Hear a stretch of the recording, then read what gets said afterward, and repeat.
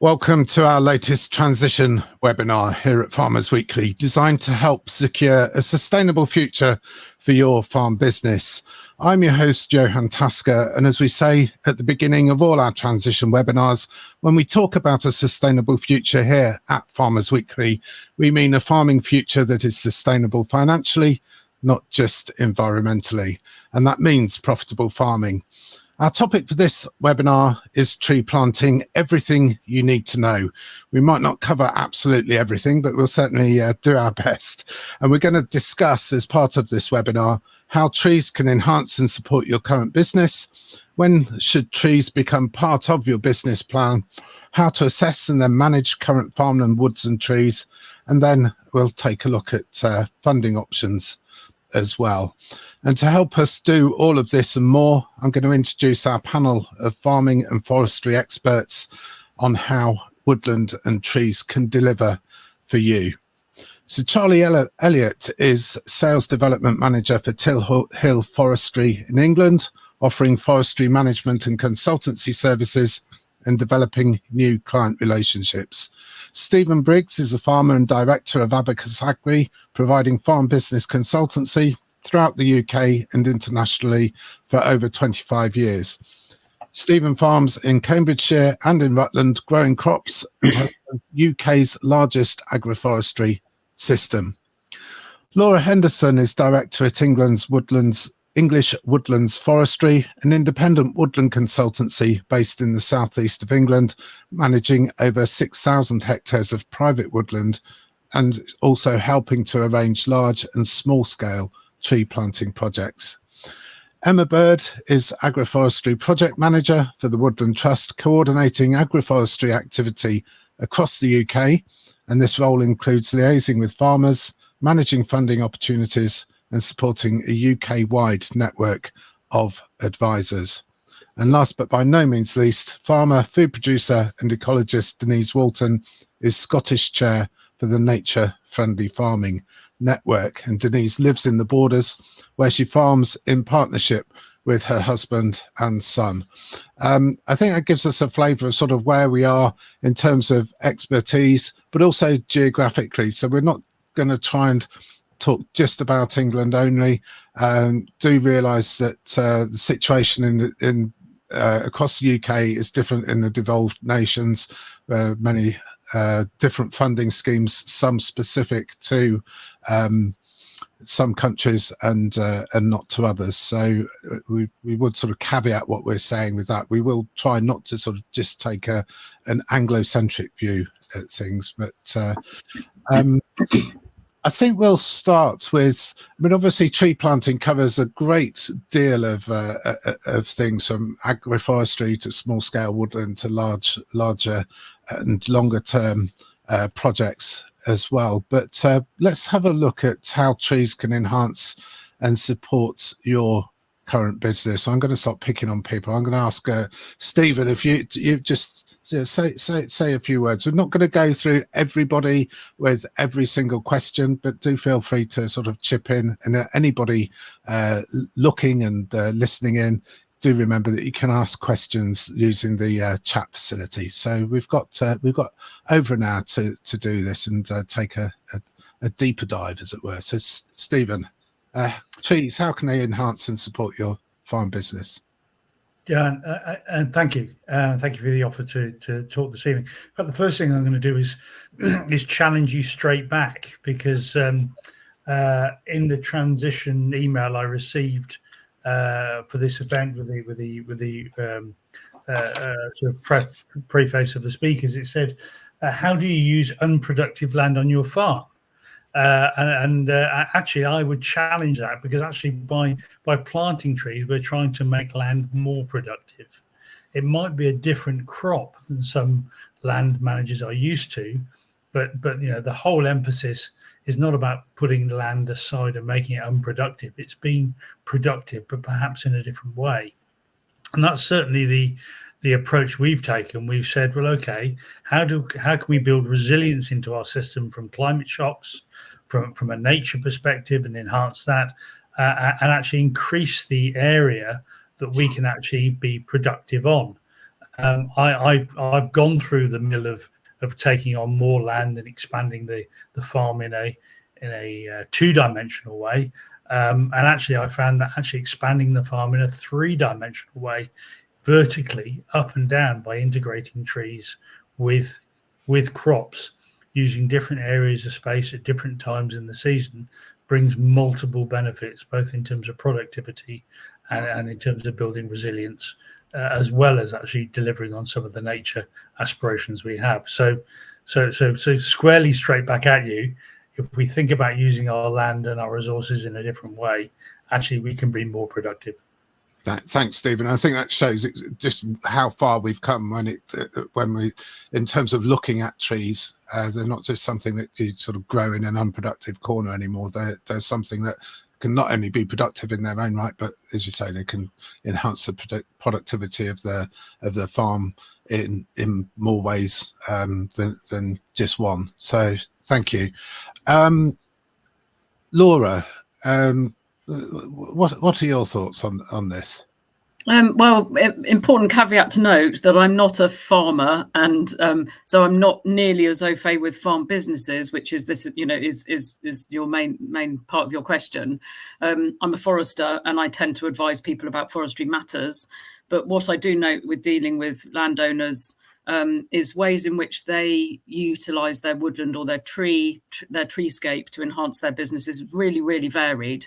So some of them will be, in the southeast of England where I work, and I caveat all of my answers with that, unfortunately, my view is quite southeast England centric, although I have worked for the Forestry Commission on sort of national projects.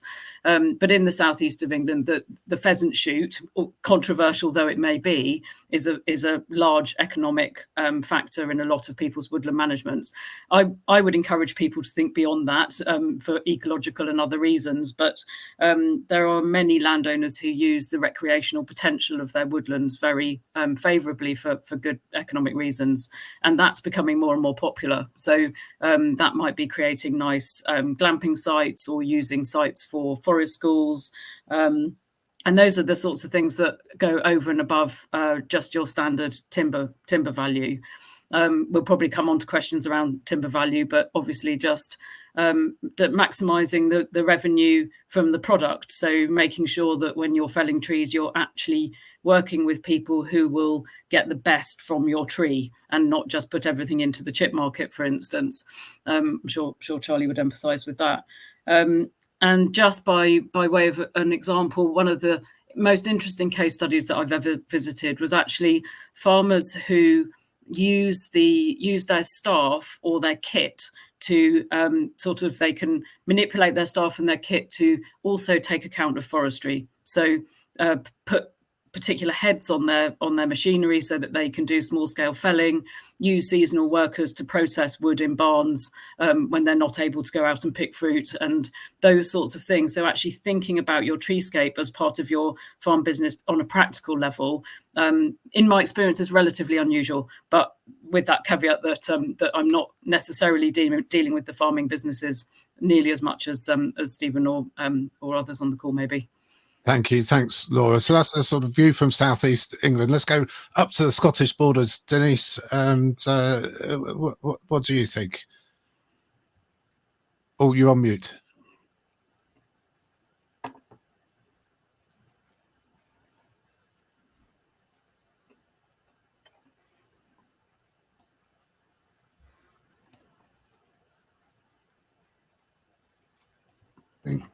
Okay, sorry about that. That's Can you okay. hear me now? Yeah. Great. Yeah. Okay, thank you. Sorry, Jan.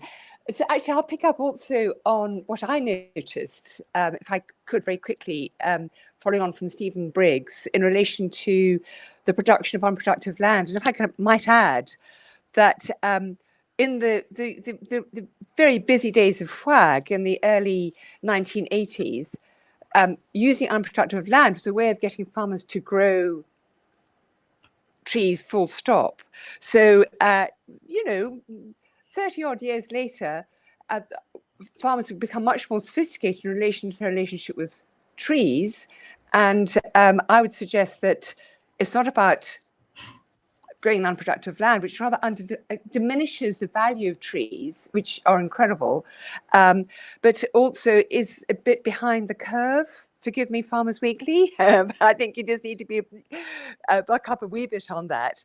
But, you know, having lost 12 hectares of mature, over 1,000 mature beech and sycamore with Storm Arwen in November 2021, and effectively 30% of our carbon sequestering capacity on our farm, you know, we're not that high, we're between 200 and 700 feet. We very, very quickly, in a matter of hours, realized the value of trees to us in relation to slowing wind, sheltering our livestock, and also affecting the growth of grass from high wind. So there was an immediate structural impact when we realized actually what we were missing. So structural protection for livestock is really important in terms of structural value in relation to extreme climate, filtration of soils, the slowing down of water through soil profile from root systems. And I might also add that, you know, while we think of trees in small woodlands, we can perhaps also think of trees in fairly narrow sort of agroforestry or hedgerow thickets, and the value there of biosecurity. So, you know, 3 meters, you know, a 3 meter width barrier actually restricts the transmission of moisture related problems, including foot and mouth, and also badgers have been found, TB has been found to be less where there have been dense networks of woodlands and hedgerows. So huge value. Multiple benefits. Thank you. Thanks, Denise. Charlie, I'm going to go to you. Trees enhancing and supporting your current business. Yeah, so I got a bit of a unique perspective. Grew up on a dairy farm in Devon. My family still run that farm, and then got into woodland management and forestry. And sort of following on from what Stephen said, it's about using trees in the landscape to not only make your business more productive, not necessarily by just producing more of the same product, whether that is milk or beef or lamb, but making it more productive in the way that it affects your livestock, the landscape, the wind, water, and also how it can solve problems as well. There are many ways of solving problems. There's mechanical, chemical ways, but natural solutions like planting trees are also a great way that more and more landowners are coming to us wanting to solve these sorts of problems, not necessarily lock away an unproductive piece of land, which is a really interesting new way of looking at it, and very exciting. You know, a bit like Laura, you know, using landowners can realize by planting trees for timber or in an agroforestry setting, you're making your land more productive in a 3D way, like Stephen said, and farmers now are realizing that they can, you know, market themselves as much more than just, you know, a farmer of beef or sheep or whatever it might be, and it's quite exciting to help people along with that. Thank you very much. Thanks, Charlie. Last but not least, Emma, I'm going to go to you. Enhancing and supporting your farm business. If there's anything else to say. Yeah, I mean, I just want to kind of emphasize what everybody else has said, really. The completely reiterating the point about trees being there to provide multiple benefits on your farm to help you and your farm business. And that's why, you know, it's important that you think about species design, etc. Make it make sense for you and what you're trying to achieve and your objectives. And you know, Charlie just listed off a few of those then, but trees are absolutely just one of the tools in the toolbox to help you with managing those challenges that you're going to be facing on your farm, both now and going forward into the future with the extremes of climate, for example, and weather that we're facing at the moment. So yeah, everyone's summarised it very well, and you've not left me too much to say there, really. But yeah. That's fine, Emma. I mean, so if we move it on, I mean, there are some of the benefits, and I think it's difficult to sort of discuss the whole thing within an hour or so, because it is so broad. There are so many sort of different things that you can do.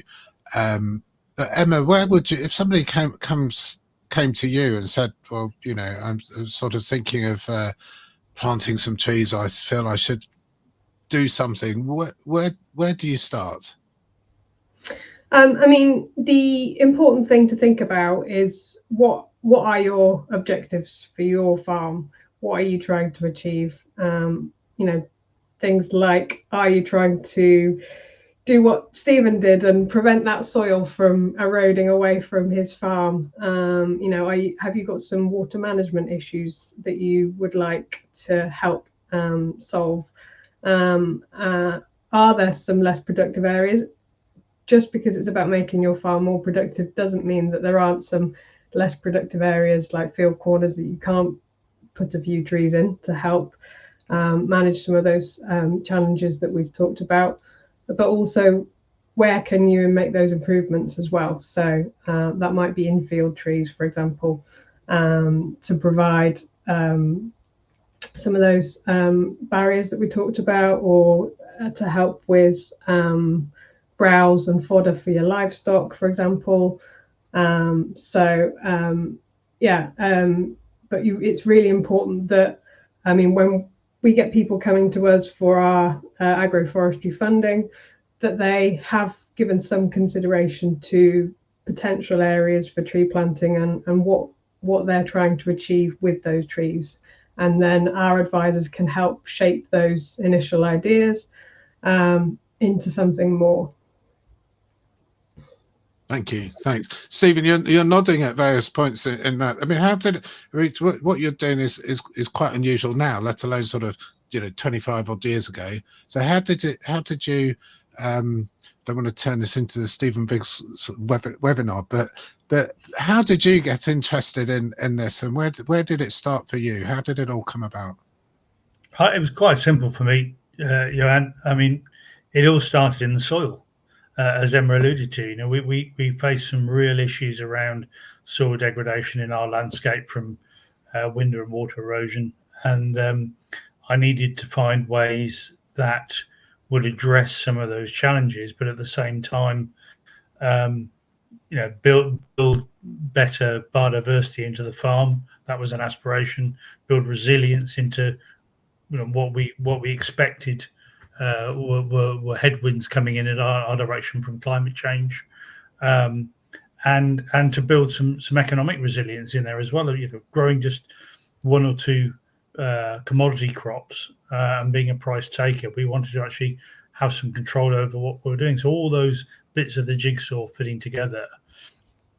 My experience was actually from working and living in Africa for a number of years and seeing sort of polycultural or stacked enterprises together from a very much from a subsistence farming level.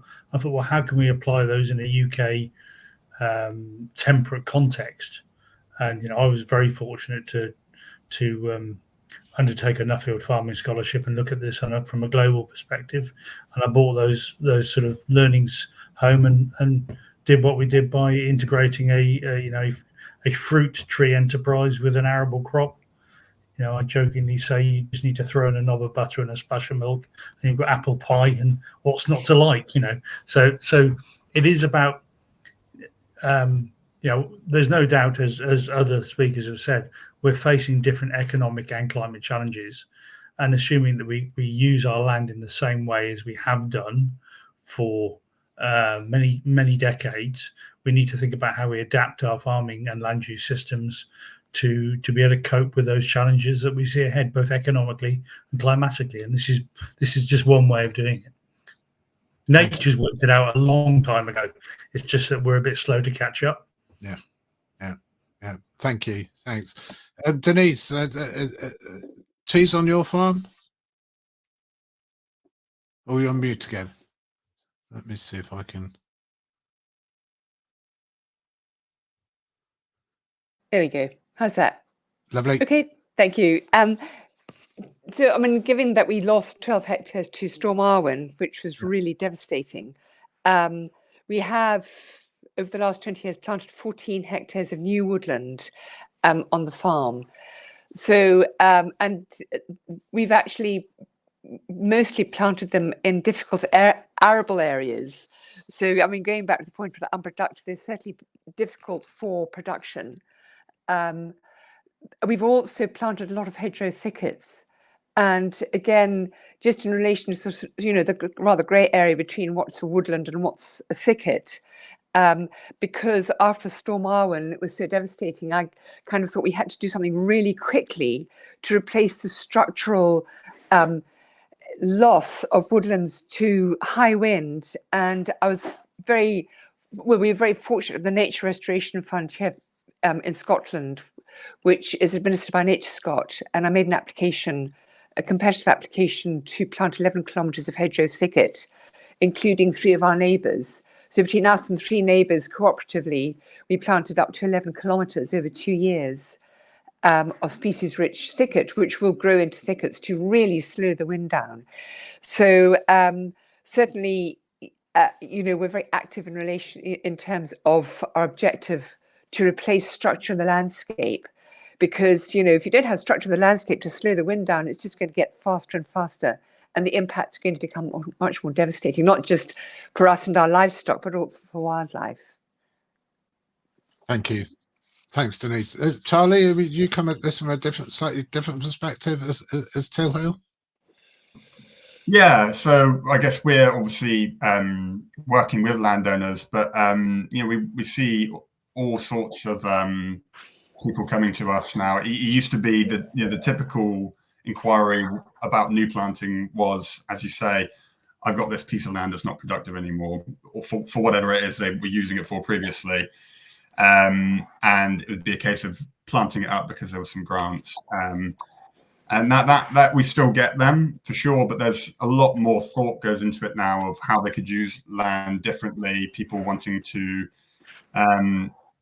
plant trees to make a sort of a leisure accommodation type business. Obviously, the last sort of 15 years, stuff like increased levels of grants, certainly in England, and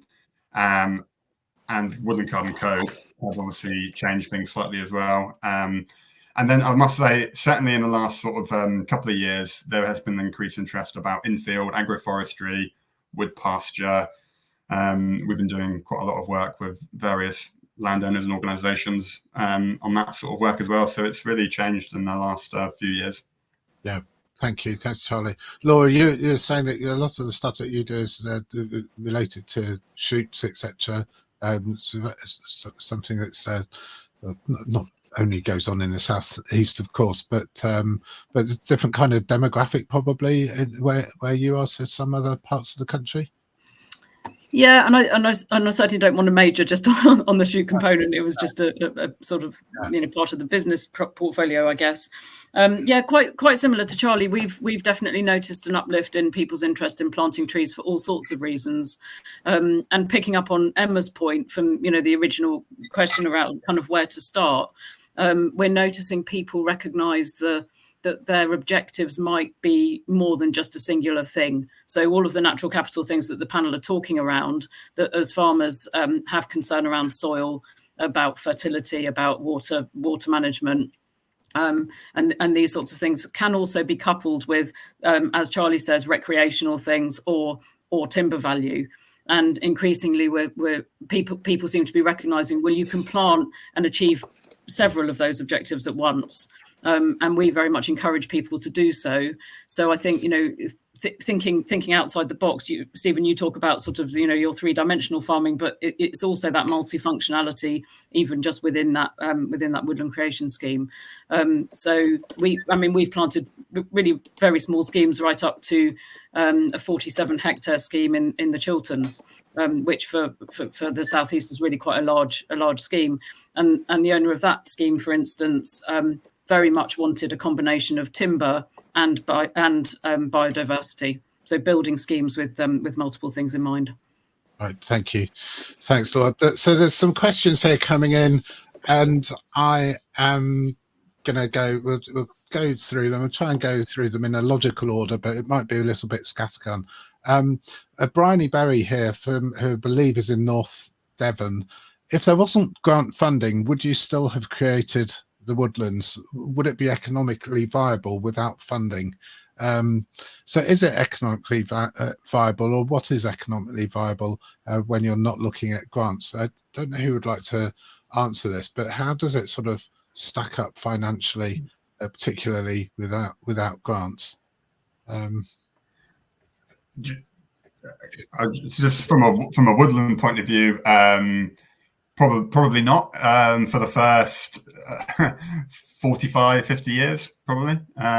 There are ways of making money off your woods, as we said, by planting trees, by harvesting timber, for example. But the shortest returns you're going to get on that is going to be 30 years, most likely going to be 45, 50, 60 plus years.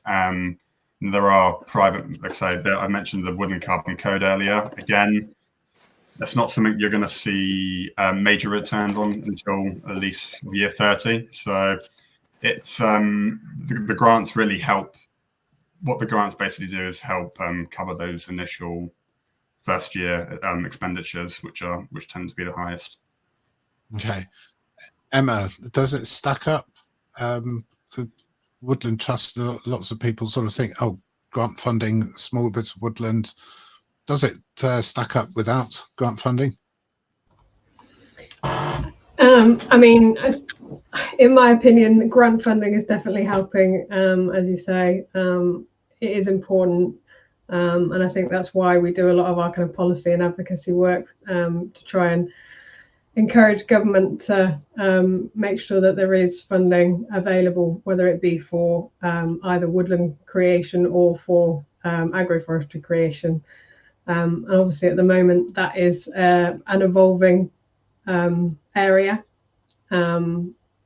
throughout. Well, England are a little bit ahead of the rest of the devolved nations with that, and we have had our own agroforestry funding now for 10, 11 years.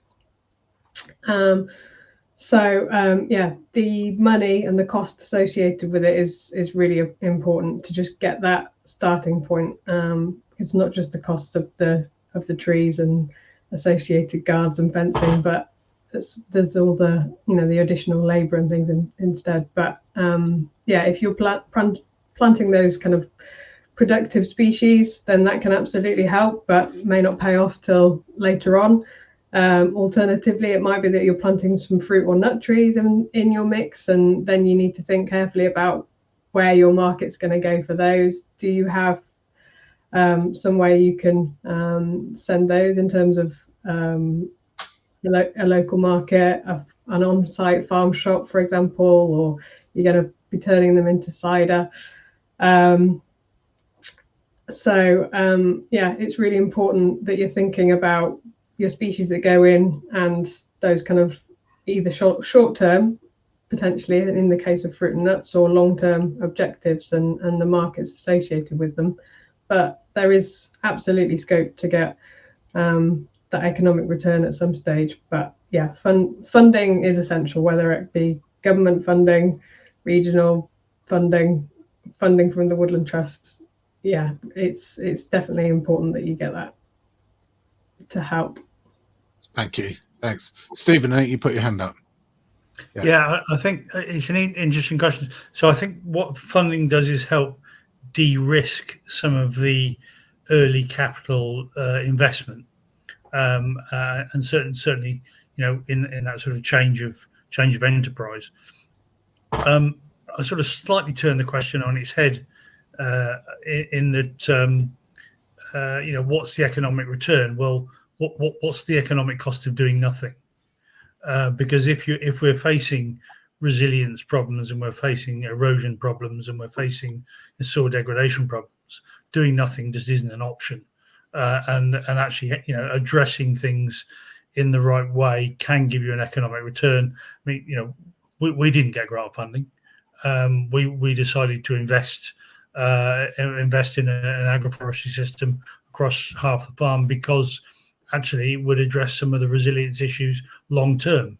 So the economic investment, albeit we've only put 8% of the land area into trees, 92% is still cropping, but it's building that resilience into the system over a long period of time.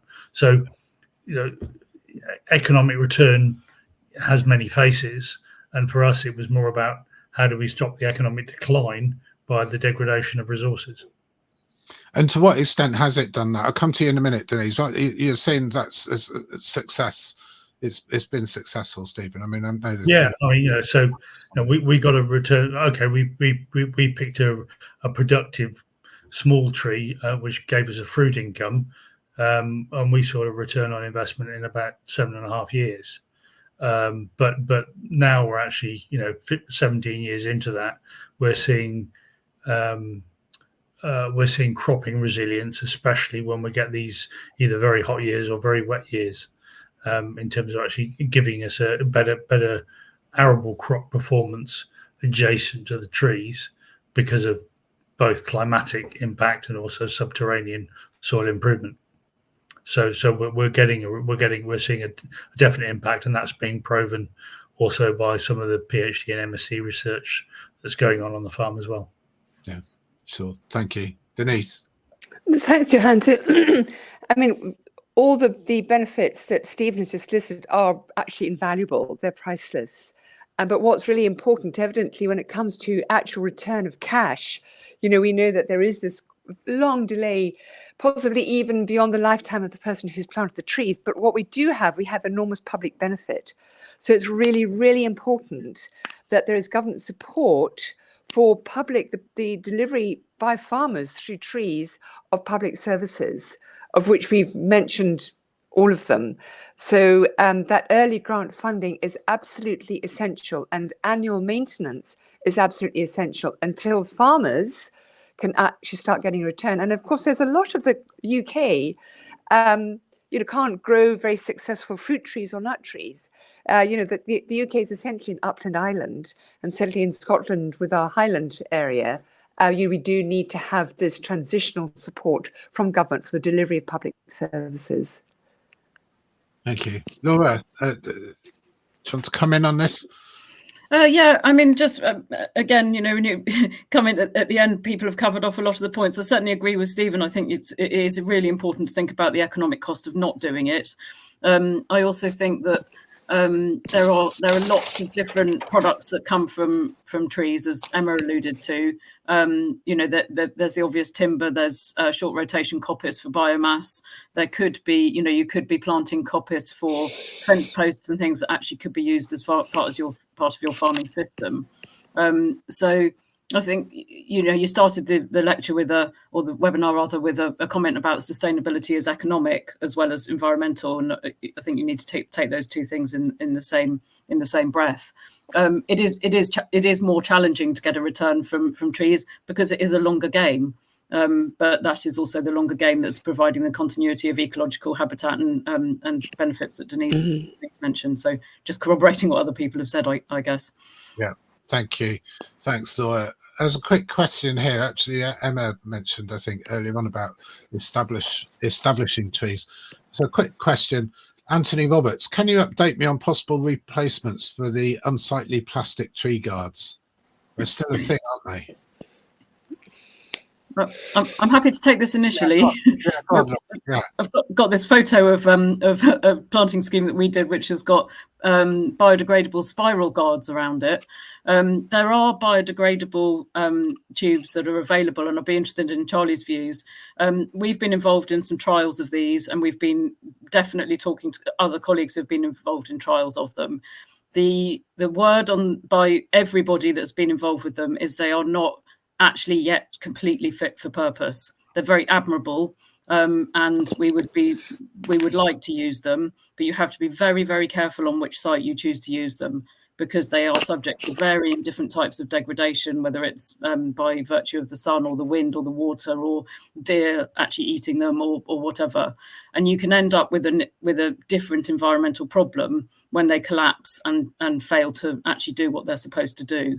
So we whilst we welcome the science of them, we have to proceed a little bit with caution. And that's not to say completely don't ever use them, but just be aware of the risks and make sure you're site specific. One of the things that we've been trialing on our sites now for a few years is an anti-deer. It's a deer repellent. The trade name is Trico. And you spray it on. It's made of sheep fat, so it's non-toxic. And you spray it onto the apical tip. Deer don't like the smell of sheep or the taste of it. And on conifer trees, conifer saplings, we're finding pretty high levels of success when the deer are not in extreme numbers. But it's very difficult on broadleaf rather, because you've got the different flushing times. So if you spray it on the broadleaf, then when they flush, they just sort of push the product off. So it's of varying success. But on conifer, in some situations, we're finding it very, very successful. Does need to be reapplied, but obviously the impact in the landscape and actually on the bottom line is favourable in a lot of cases. Thank you. Charlie, any answers? Yeah, to Laura's second point, we have also had pretty good results with Trico. And reducing our plastic is one of the most active discussions in the industry at the moment. We're doing a lot of agreeing on this seminar, which is good. But she's also right to say that there is a lot of uncertainty about the biodegradable options on tree shelters. I think the concept at the beginning was great. You can put them and you can save loads of money because you don't have to. They're just going to biodegrade into the soil. You don't have to take them off, which is not the case. Under UKFS, you still have to remove them. You can't just leave them in the environment just because they're non-plastic. So unfortunately, the reality at the moment is you're paying about 5 times the price for a product that isn't going to protect the trees as well, and you're still going to have to pay to remove them at the end. So it's still very much a work in progress. People are finding deer fencing where possible is a lot more attractive these days. Deer fencing, and then you can all you have to use then is maybe a small vole guard on broadleaf trees and nothing on conifers. So there's a few different options out there now. And with the plastic shelters, I know the industry has been very bad in the past about just leaving plastic shelters on trees. And how often do you go walking through a woods and you see a tree that's been strangled by a shelter? But it is happening a lot more now, and there are schemes to recycle plastic shelters and reuse them in plastic tree shelters. So I think most of the industry would probably agree that's probably a slightly better option at the moment until some of these biodegradable options develop a bit further. Thank you. Thanks. Stephen, what do you use? Well, we actually use wire mesh. Mainly because we're having gone with fruit trees, spiral guards, there was too much potential for canker build up in the fruit trees because of the sort of the microclimate. But there are multiple options, whether that be recycled fibers or plastic, whatever. And I would concur with what Laura said, actually, that it's got to be not only the right tree in the right place, but the right guard. There are multiple trials around, and some are working quite well. Others are not quite there yet. There's still work to do on some of these sort of woolen ones or paper ones or recycled guard that they're not. They work initially, but they don't have a great lifespan. So you've got to get the right answer depending on what your pest pressure is. Could I just jump in again, Johan? Apologies. Well, the underlying message really is deer control. Ultimately, all of the things that we're talking about are not really a long-term sustainable solution. And I just encourage everybody on the call to really consider it and recognise that this is an exponentially growing problem that was significantly worsened during COVID in our experience, because so much of the venison market went into hotels and the hospitality sector. But the grants that are now available through the Forestry Commission and are about to relaunch in the summer are really favourable. They're excellent. They support a lot of monitoring and a lot of sort of survey data, which I think will help us really understand the problem as it's developing. But I can't say it loud enough. I'd say that the two biggest problems for forestry, and well, certainly for lowland forestry, are deer and squirrels. And if everybody sorted those out, the rest would follow. Agree. Thank you. That's Emma, tree guard. Yeah, so we are doing trials on our own land. So we've stopped using single-use plastic on our own estate back at the end of 2021. On third-party land, we are continuing to do trials of, I think we have 4 approved types of guard that we're using at the moment, of differing materials. And I kind of reiterate what Laura and Charlie have said, in that at the moment, no one guard is sticking out kind of above the rest as being the one-time solution to plastic, whilst reducing our use of plastic as an organisation is one of the priorities for us. So first thing to think about when you're planting your trees is identifying what pests you have on site. Are there any other ways that you can control those or reduce those? Is it essential that you use plastic? And if so, make sure that you remove it properly when the time is right. But are there alternatives that you can use to protect those trees? And if you're planting fruit trees, for example, or you're browsing with livestock on your farm, then absolutely making sure that you've got the appropriate protection in place to protect from, whether it be sheep or cattle or what have you as well. There are all sorts of different products on the market that some farmers I know we've worked with have found one product more appropriate than the other for planting, particularly with fruit and nuts. So it's definitely a changing world with tree protection, but it's working with the manufacturers and with the products to continue trialing for the moment. Recycling is also definitely an option, but needs to be made more available to farmers and landowners to do that. Thank you. You mentioned fruit trees and nut trees.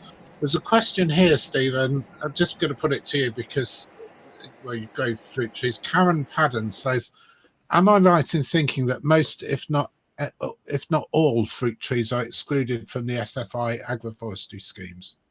I've typed an answer already.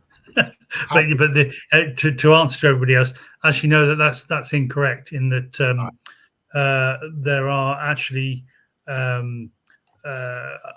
there are payment levels for fruit trees within the SFI agroforestry scheme, and indeed there is an additional payment for more 5 species or more in terms of species diversity. So they're not excluded. In fact, there's an active level of encouragement there as part of their sort of biodiversity and pollinator services. So no, fruit trees are very much welcome in the SFI capital and maintenance grant program.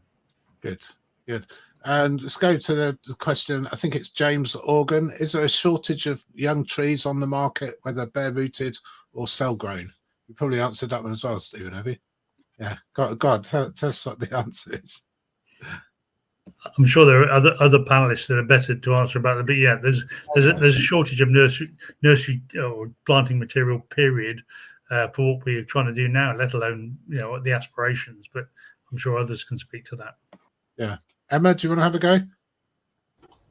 Yeah, I mean, there's definitely not enough trees being grown, or the support in terms of the nurseries across the UK to meet the targets that we have, but in the next few years and going beyond that.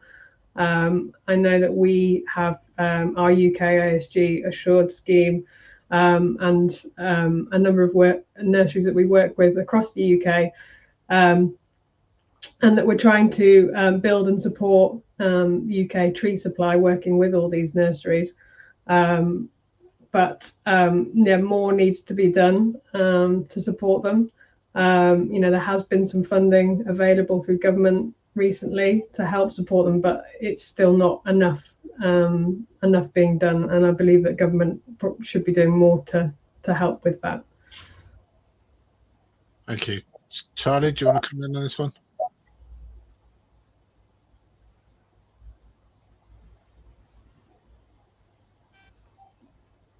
You're on mute as well. It seems to be sticky, this thing. I can't find the mute button myself.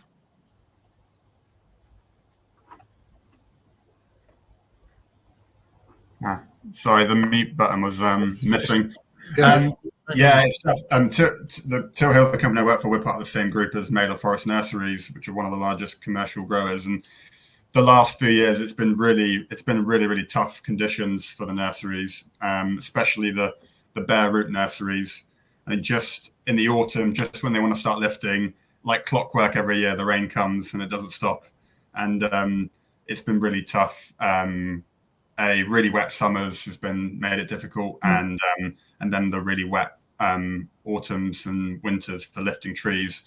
So yeah, there has been a tough couple of years for getting the stock we need. So which is why we tell everybody that that are planning these projects to try and plan them well ahead of time, so you've got plenty of time to reserve the trees. Thank you, Laura and Denise. I mean, if you want to come in, great. If not, we can go on and answer something else. Let's have a look up here. So many questions. Jonathan, while you're searching for a question, actually, David Brass asked or made some really important points in the chat about economic return, under poultry systems, and that actually there are really well proven positive benefits for both welfare but also economic return and productivity from including trees in with poultry systems, and I think that's really worth noting about your earlier question about the economic case. And he's saying there that poultry payback 6 months on planting, which seems incredible. Okay.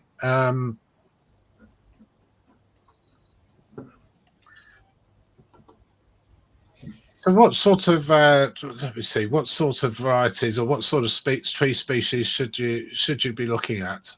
There was one here that was saying, is the oak still king? But obviously there are other tree species and other faster growing tree species as well. Laura, do you want to? Yep, happy to pick. Well, depends on your objectives. Goes back to Emma's point. I think it's really important that people really engage with that question. And I'm quite interested as a woodland consultant how often we will advise woodland owners who just sort of say to us, "What shall I do with my woodland?" And when we ask the question, "What do you want it to do for you?" they don't know. And part of it is that they don't know necessarily the potential of what that woodland or treescape might be able to do. So oak is king in some respects. It's extremely good for native biodiversity. If you're prepared to manage it very long term as a timber crop, it's obviously fantastic. But you're talking, probably up more than 100 years. Most of us aren't going to live that long, so you've got to have very long term legacy sort of thinking, and be prepared to manage it for timber, which does mean regular interventions, thinning, high pruning, and really nurturing it for a particular look. So oak, yes. If your objectives were more for faster growing species, as Johan alludes to, you could think along the lines of something like Douglas fir. It will grow probably 2 or 3 times quicker than oak. It's a fantastic timber species, incredibly lucrative. You can grow it outsized, so you don't necessarily have to fell it at a certain diameter for the mills. So there's all sorts of things. If you wanted a quicker crop for biomass, then you can start looking at fast growing willow. There are an enormous suite of species that can provide different objectives. So the answer really is what do you want to achieve, and then fit the species accordingly and find the right site. Thank you. Denise, had your hand up. Yeah, thanks, Johan. So obviously with the Woodland Creation Grant Scheme, that I'm not sure is the same in Scotland, but certainly up here, capital grants are available for ecological site classification areas, which will determine the kind of species that you're eligible to grow in your particular area. So that will determine the sorts of species, certainly in terms of maximum biodiversity benefit. And certainly what we're doing here, and I know of other farmers in the Scottish borders, is that we're growing for ruminant self-medication. So, for example, a lot of willow self-medicates for both sheep and cattle, helping with trace element uptake, and also, incidentally, high tannin and the reduction of methane. So that can also, again, going back to Laura's point, it depends very much on your objectives. But if you're integrating livestock management with tree planting, there's some huge benefits in the selection of tree species and scrub species for medication reasons. Thank you. Charlie?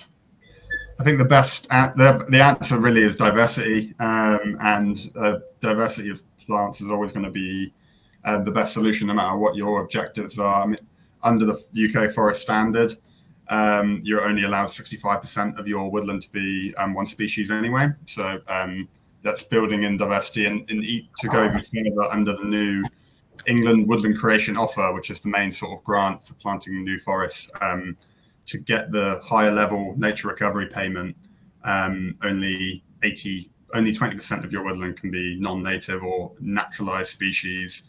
And then you have to have a slightly higher variety of different species. So it is about diversity, really. And even diversity of plants is going to help. Stuff like oak, will grow better if it's grown in a sort of mixture with some conifers like Douglas fir and some spruce to help it grow up rather than out and stuff like that. So diversity is always better.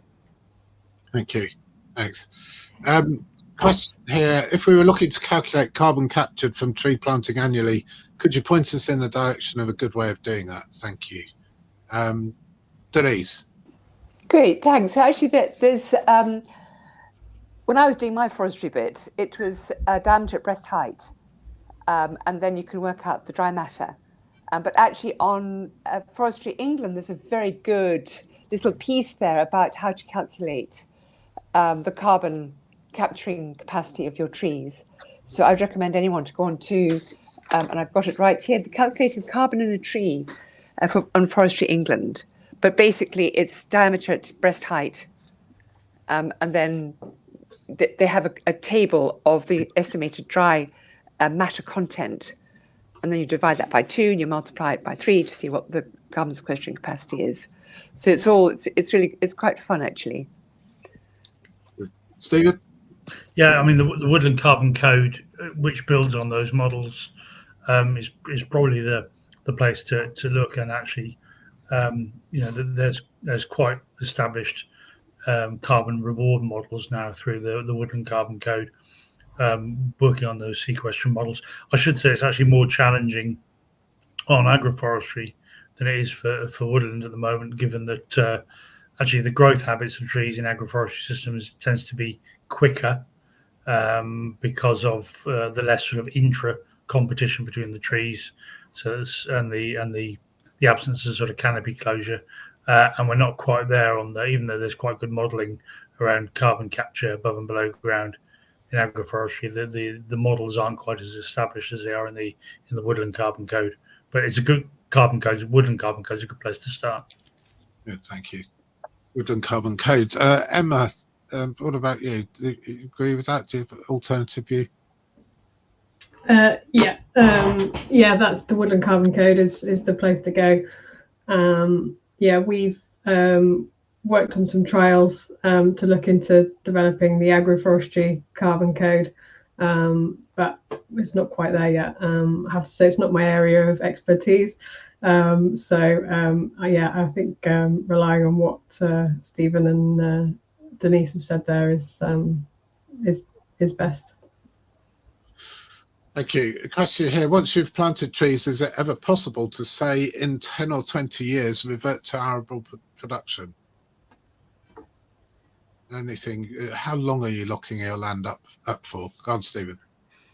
Well, there's a really important point here. So And it reverts back to actually what we just said about carbon as well.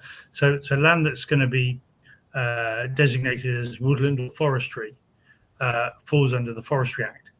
And so if it's arable land that you put trees on under the EWCO or the equivalent in Scotland or Wales, and you change its status, to actually revert that land back to agriculture would need a change back in land use.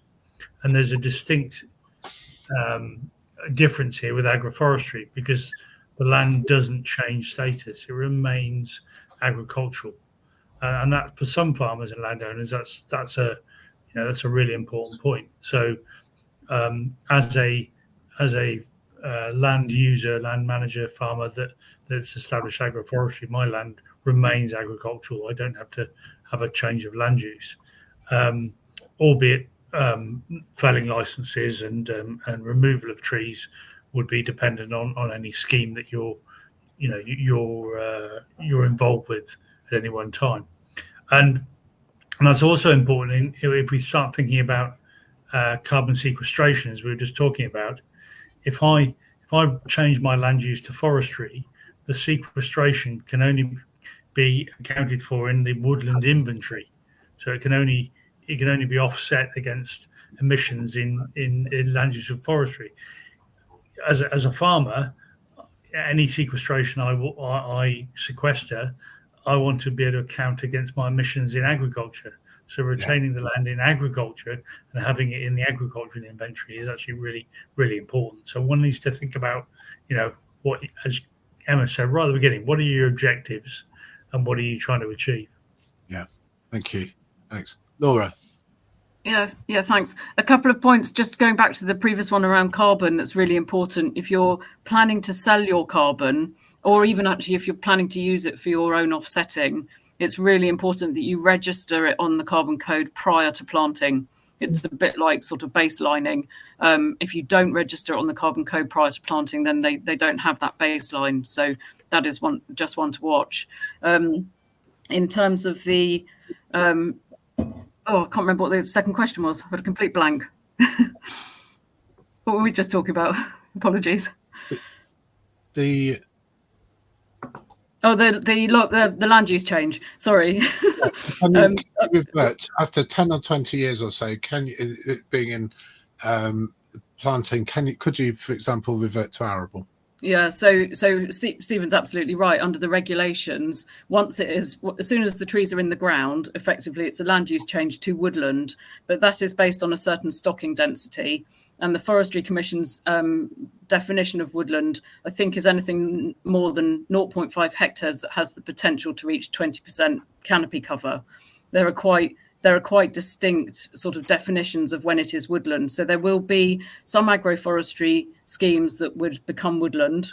You have to be a bit careful about your tree stocking density, not livestock stocking, obviously. But as soon as it has become woodland by their definition, it is obliged to stay woodland unless you go through a formal land use change. And you will then, as Stephen said, become subject to the Forestry Act. So you would have to get felling licenses to fell it. And if you wanted to fell it, particularly at scale, you would probably, in a lot of cases, be obliged to replant elsewhere. So woodland does really, in a lot of cases, not all, but in a lot of cases, become a permanent land use change.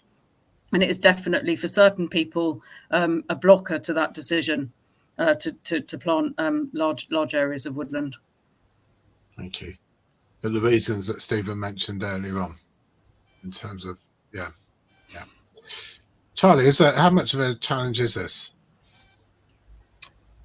It is a challenge, I guess. It's going to become more interesting with people's increased interest in agroforestry, and like Laura says, making sure that if you want it to stay sort of agroforestry, making sure that your density is sticking on the right side of it, not tipping over into forestry and then having to work to forestry regulations.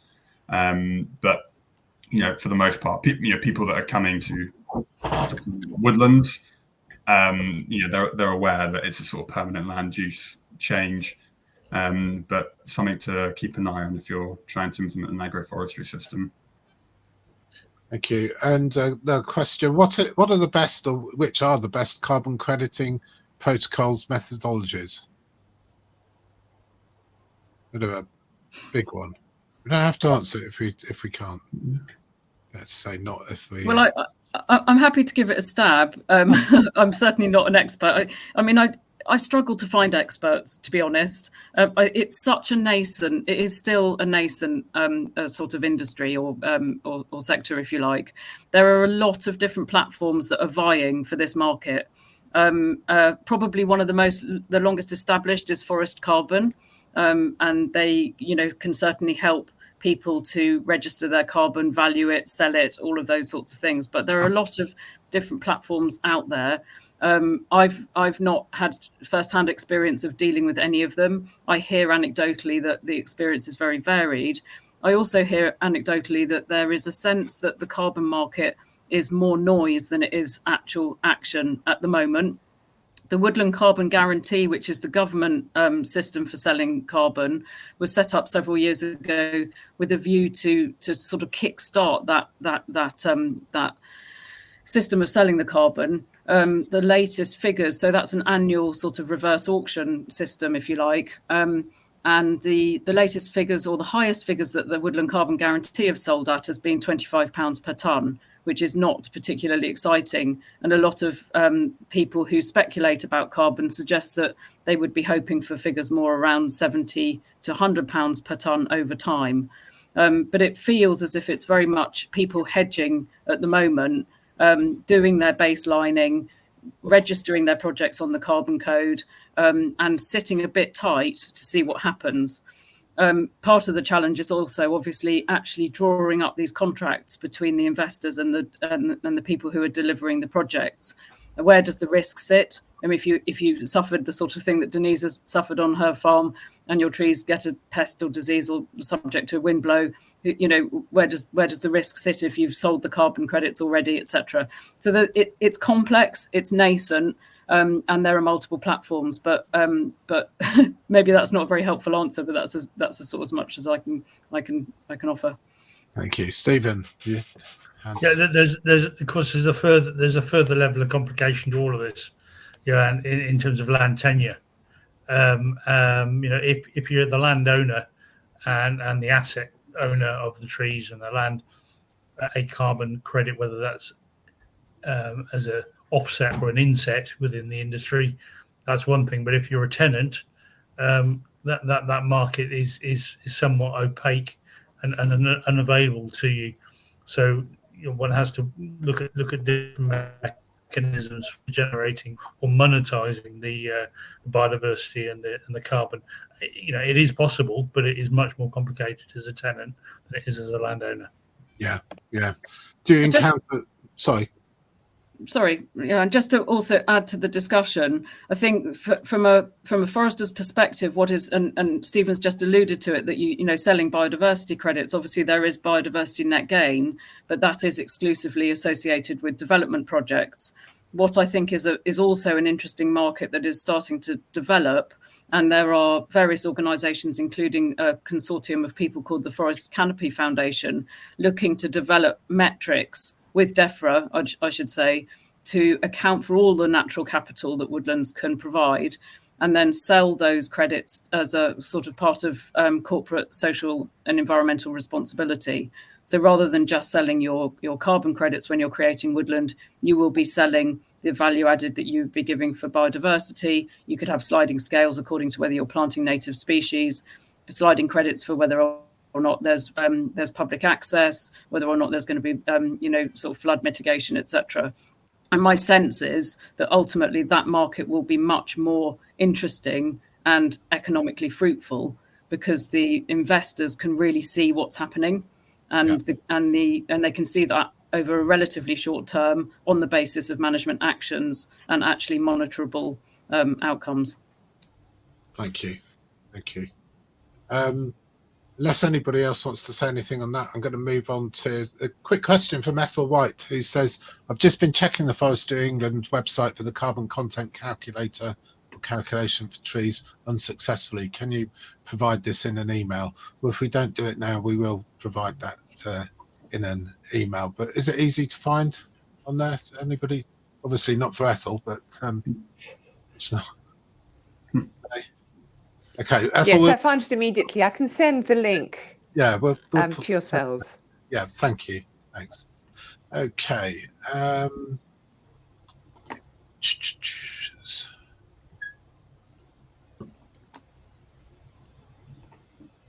Any software applications, David Mason, any software applications that will help with woodland design, such as layout of trees, species chosen based on things like elevation of planting, etc. So sort of CGI, DIY kitchen layout design for woodland. Charlie, I know a lot of people are finding Land App quite useful as an application for planning woodlands in terms of helping with species and elevation, rainfall. The ESC tool by Forest Research is a really useful ecological land classification.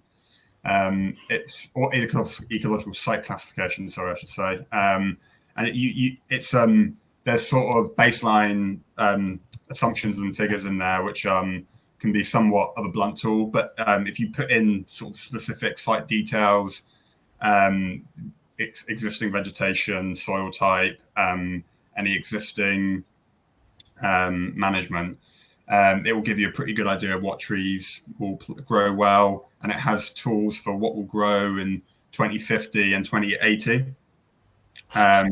So that the use of that is really good, and I would recommend anybody having a look at that. Just type in ecological site classification, Forest Research, and you should be able to find it online. Thank you. Emma, do you use anything? Is it more of a sort of bespoke kind of service that you?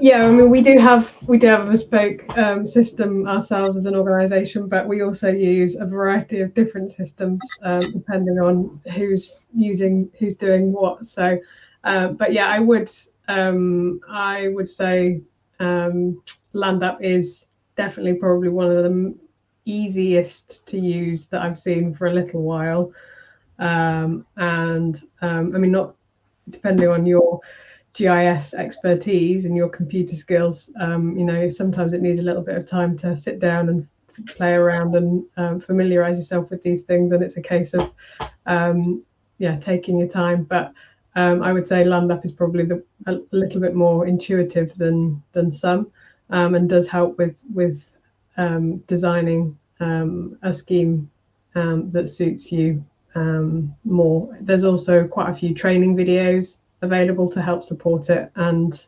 Land App often kind of host webinars to support what they're doing alongside other organizations as well. So we've been doing a few things with them recently. Thank you. I'll ask this quick one to Stephen, is sort of related to design. A question here: shading in winter, negatives, north, south, or east, west planting to maximize sunlight. What do you do? How do you decide which way to go, Stephen? Well, like everything in life, everything's a compromise. Ultimately, you have to think about what is the tree species of choice, and how big is that tree going to get, and how much shading is there going to be, and sort of work back from its mature state. Is it going to be a 30-meter high tree, or is it going to be a 3-meter high tree? One of the design features of agroforestry in our very northerly latitudes, even more so in Scotland than here, is allowing the sunlight to both sides of the tree. So in a winter climate like we are today, an east-west orientated row of trees, or the north side of a woodland, is always going to be colder and darker. So trying to minimize shading by sort of north-south shelter belts or strips can actually help in terms of minimizing that shading compared to an east-west. However, if you were in Uganda on the equator, you'd probably want to go east-west and provide a bit of shelter. Just in terms of tools, in the previous question, it's not a computer tool, but there was a really good Forest Research, University of Reading agroforestry tree selection guide published at the end of last year in November, freely available, I think, of Forest Research. Yeah. And that's a really good piece of work to help farmers sort of make those farmers and foresters make those informed choices. Thank you. Denise. Great, thanks, Johan. Yeah, just in terms of making the most of sunshine, traditionally, small farm woodlands, if you can scallop the edges so that you actually can get a little bit of all the aspects. I mean, certainly south-facing sheltered really benefits invertebrates and butterflies. And don't forget, invertebrates are very important for ground nesting birds like grey partridge. And having scalloped edges also is important for the same as well. So, I mean, obviously, agroforestry requires a different structural planting regime. But if it's a small woodland, scallop the edges as much as possibly can to provide as much sunlight and shelter for as many bird and vertebrate species as possible. Thank you. We've got about 5 minutes or so left. So we're saying carbon sequestration, does that change how does that change over the lifetime of a woodland? At what point does it sort of become, I guess, maximum sequestration, and how long does it take? And I guess this is going to depend on a number of factors as well. Charlie, do you want to take this one? Is that possible? Yeah. So if you look at some of the charts that the Woodland Carbon Code have for forest for sequestration, it depends. Conifer woodlands, fast-growing exotic trees will grow really, really fast, really, really quickly, and then at about year 30, 35, they peter off. Whereas native trees will grow much slower. That sort of bell curve will be much less steep, but it will go on for a lot longer. And you'll sort of hit your peak maybe around sort of between years 10 and 40.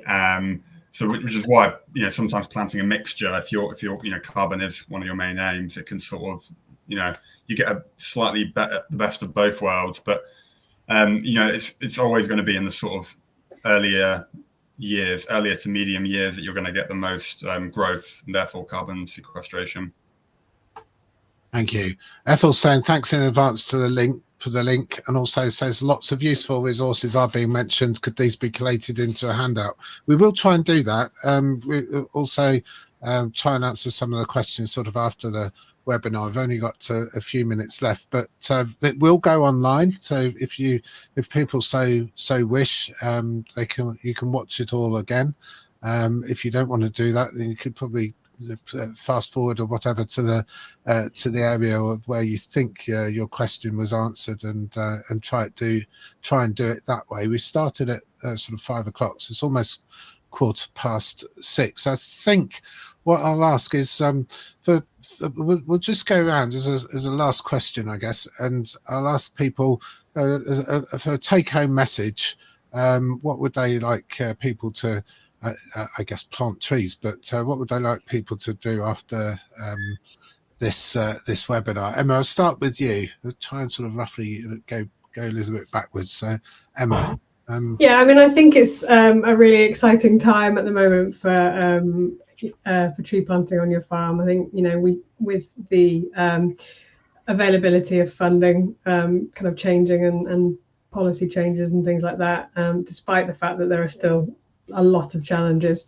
And I'm really excited to be working in this particular area. So, if you're interested in funding and advice, then please do have a look at the Woodland Trust's funding and advice for it. But, something to think about would be what are some of those challenges on your farm? And, because you're obviously interested in trees, or you think trees could be a potential tool to help solve them. So, what are some of the objectives for helping that trees can help address on your farm? Because there will be multiple benefits that trees can help deliver for you. So, that's what I would just try and think about, is those objectives, whether they be short term or long term. Thank you.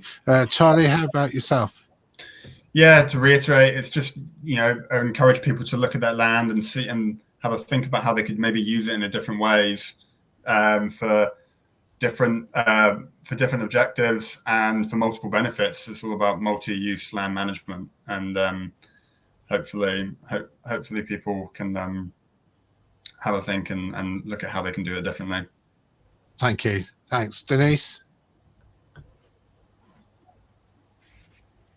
Sorry, get off you. Thanks, Johan. So I think, obviously, following on what Emma said, certainly look at all the funding and advice. There's quite a variety of things that can be done, and actually, I'd say the benefits are immediate. Okay, you won't get the financial benefit, but the benefits in terms of biodiversity are immediate, because you immediately get rough grass and the pleasure of watching things grow, but also just being mindful that you can't just plant and leave it, that you will have to work on it. And the working also involves, which we haven't touched on, but perhaps for another time, weed control. And weed control to stop grass brackling over your plants by hand is effective. And as organic farmers, we can't and don't use glyphosate or any of the other herbicides. So we've practiced in using other forms of weed control. So enjoy it, find the places that you can plant, enjoy it. And it's not about planting and leaving it. Keep enjoying it every year when you weed your plants. Thank you. Laura? Thank you. It's probably going to start sounding a little bit repetitive, but yeah, I think this overarching message that you started with, Johan, about sustainability being more than just environmental sustainability. I think trees in a farmed landscape have the potential to contribute to your economic sustainability and your environmental and sort of natural capital sustainability. So not just on your own farm business and systems, but as the importance as custodians of the land for the natural capital. And I think ultimately, as we've discussed with the sort of metrics for sale of these things, that will also play into an economic security going forward. And I mentioned that word security, just one last thing, which we haven't talked about. And I know farmers are very, very rightly concerned around food security. From a forestry point of view, we are also very concerned about timber security. So just to keep that in mind when thinking about tree planting. Thank you. And last but by no means least, Stephen. Thanks, Sharon. I think the very fact that you've pulled together a range of forestry, nature, and agricultural speakers in this one format speaks volumes, because actually going forward, we're going to need a blended, multifunctional approach to land use, integrating all different kinds of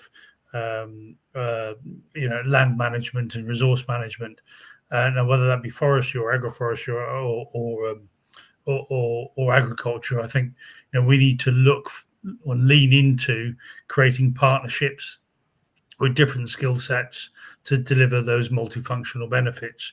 And I think that's where that sort of diversity of thought and diversity of land use is going to reap benefits. So I'd encourage, my take home would be to encourage to think beyond what we've done in the past, to think about how you can use land in a more multifunctional way going forward. Thank you very much. I think my take home is to get, or homework is probably to go home and write out 100 times trees are not unproductive areas of the farm. But, yeah. Look, everybody, thank you very much. We've not got through all of the questions. We rarely do. We will make those sort of questions available to the panelists if they can answer them. Great, if they feel able to. Obviously, not everybody will be able to answer every single one, but we'll certainly do our best. You will be able to watch this webinar again or refer to it again free. It will be on the Farmers Weekly transition website, which is fwi.co.uk/transition. There's then on there a link to other webinars as well in the series. Quite a nice library and resource. But for now, I'm just going to thank our panelists, Charlie Elliott, Sales Development Manager for Till Hill Forestry in England, Stephen Briggs, Farmer and Director of Abacus Agri, Laura Henderson, Director at English, I got that wrong the first time, did it again, English Woodlands Forestry, Emma Bird, Agroforestry Project Manager for the Woodland Trust, and Denise Walton, Scottish Chair for the Nature Friendly Farming Network. Thank you all very much for your time. It's really, really very much appreciated. It's always difficult to coordinate everybody into sort of 1.25 hours or so, but I think hopefully we did it justice. And thank you everybody who's joined us this evening. It's been a very good discussion. So thank you and good night. You're very welcome. Thank Thank you. Nice to meet everybody. Yeah. Bye bye. Thanks. Bye. Bye. Bye. Bye.